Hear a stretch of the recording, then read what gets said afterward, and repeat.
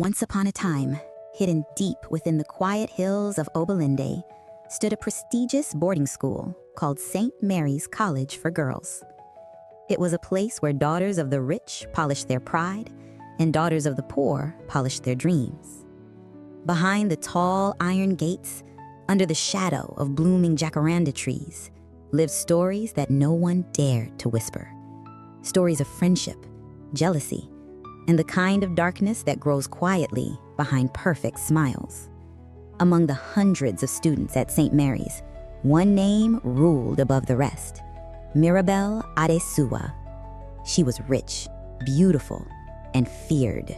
Her laughter echoed through the dorms like the sound of expensive perfume, sweet but suffocating. To Mirabel, life was a mirror, and only her reflection deserved to shine. But fate had already chosen a day when her mirror would finally crack. Mirabel was the daughter of a famous politician and a celebrated designer. Her father's name opened doors, and her mother's fashion line dressed half the city's elite.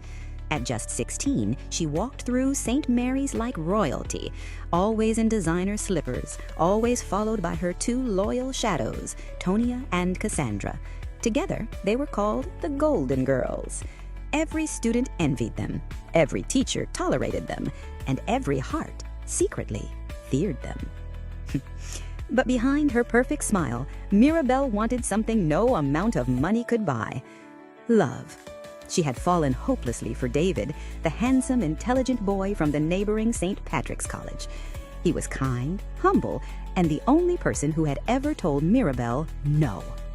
That single word, no, became the seed of a storm. The new term began with a drizzle of rain and the scent of wet grass.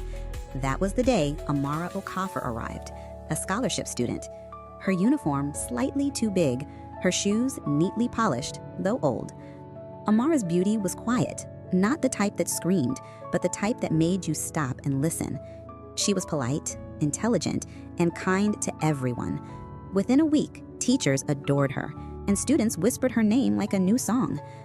And Mirabel began to notice. Every smile Amara received felt like an insult. Every compliment she got like a theft. What began as irritation slowly turned into envy, and envy into hatred. One rainy afternoon, in the corner of the school canteen, Mirabel whispered to her friends.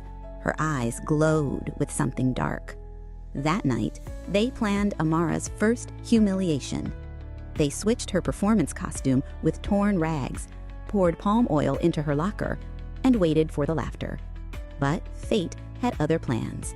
When Amara stepped on stage wearing those same rags, the crowd gasped. They thought it was a creative act, a symbol of rising from poverty. She won first place. Mirabel's plan had failed, beautifully. That night, while everyone celebrated, Mirabel sat alone in her dorm, her pride burning quietly, like a candle melting down. Weeks passed. Mirabel changed her strategy. She pretended to repent. She smiled at Amara, offered snacks, shared notes, defended her during punishment. And Amara believed her. For the first time, they walked together to class. They ate together. They even laughed. But in Mirabel's heart, the storm was still brewing. One night, she asked Amara to meet her in an old, unused dormitory. She said she had something important to show her. Amara, innocent and trusting, followed.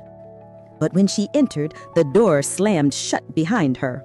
The lights went off, and cold water splashed across her face. Mirabel's laughter filled the darkness. That night, they humiliated her and took photos. The next morning, those photos spread across the school. Whispers turned into judgment. Friends turned into strangers. Amara cried until her voice broke.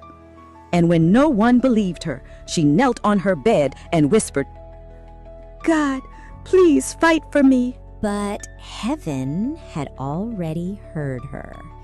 Days later, the principal, Mother Beatrice, received an anonymous envelope. Inside were pictures of Mirabel and her friends sneaking out of school, meeting strange men, exchanging money.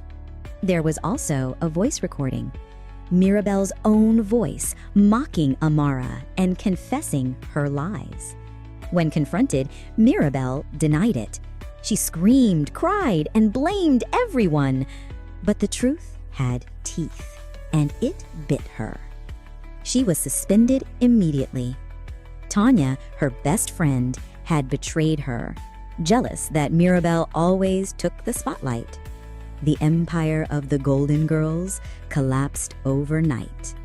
But Mirabel's darkness hadn't finished its work. That night, consumed by rage, she crept into the dormitory with a bottle of acid stolen from the lab. Her breath was sharp. Her hands trembled. She leaned over Amara's bed, ready to destroy the face that haunted her dreams. Lightning flashed. Thunder roared. Amara's eyes opened. She screamed. Mirabel panicked. Her heels slipped, and the acid spilled on her own face. Her cry shattered the night. When the lights came on, the horror was complete. Her beauty was gone forever. School went silent for weeks. Mirabel was expelled, her friends suspended, and Amara finally vindicated. David stood by her side through the storm. Her grades soared. She earned another scholarship, one that would take her beyond the walls of St. Mary's, beyond her past. Years later, when she returned as a successful woman, she visited the school again. There, by the garden, sat a veiled woman feeding birds. It was Mirabel. Her face was scarred, her eyes hollow, but her voice was soft when she said, "God gave you beauty inside and out. I tried to destroy it, but I destroyed myself instead."